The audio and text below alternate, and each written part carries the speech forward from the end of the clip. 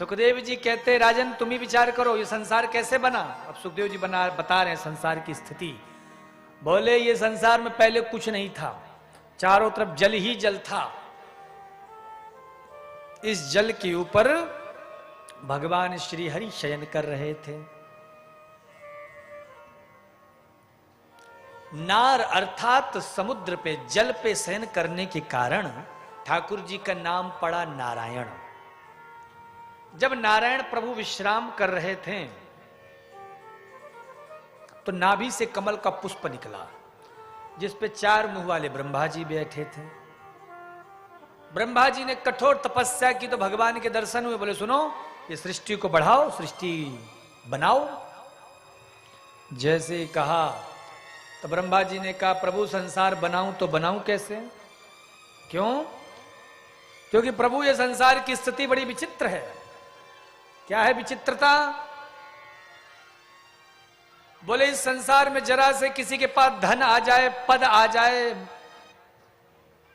थोड़ी सी महाराज 2-4 विदेशी गाड़ियां आ जाए, विदेशी पत्थरों का घर बन जाए, अहमदाबाद में एक अपनी खुद की पर्सनल फ्लैट हो जाए, तो फिर महाराज मन में सोचते अब हमसे बड़ा कौन है, अब हम ही सबसे पैसे वाले हैं।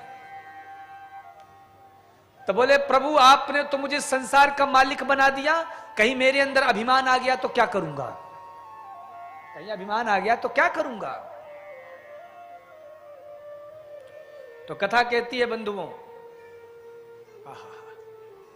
बड़ी सुंदर बात कह रहे हैं। भगवान ने 4 श्लोकों में भागवत का ज्ञान दिया।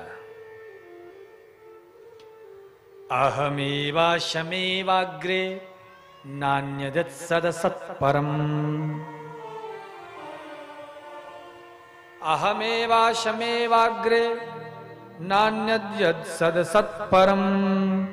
पश्चादहं यदेतच्च यो वशिष्येत शोष्म्यहम्।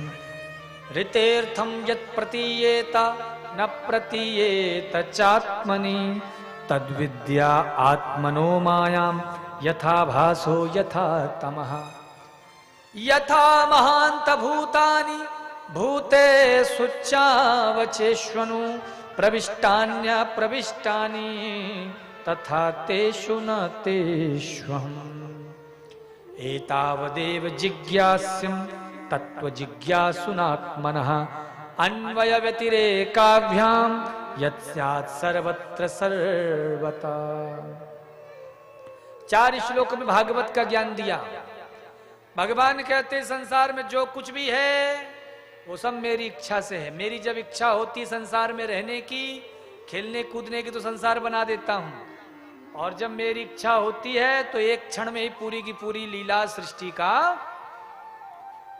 सबको समेट लेता हूं। जैसे मकड़ी को देखा है आपने?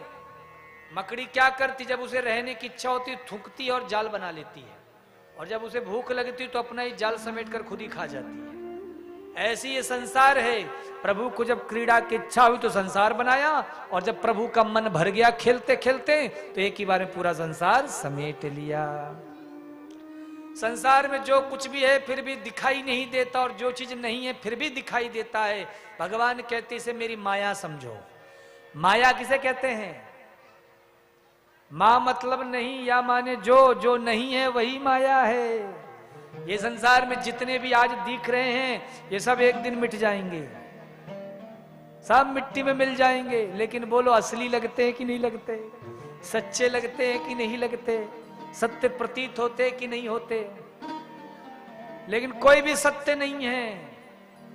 आज हैं कल रहेंगे, कितने इसमें कितने नहीं रहेंगे अपनी कोई गारंटी नहीं है भैया। लेकिन ठाकुर जी की माया इतनी प्रबल है कि ऐसे हम रिश्ता जोड़ते हैं कि जैसे हमेशा हमेशा के लिए हम सब यहीं रहने वाले हैं।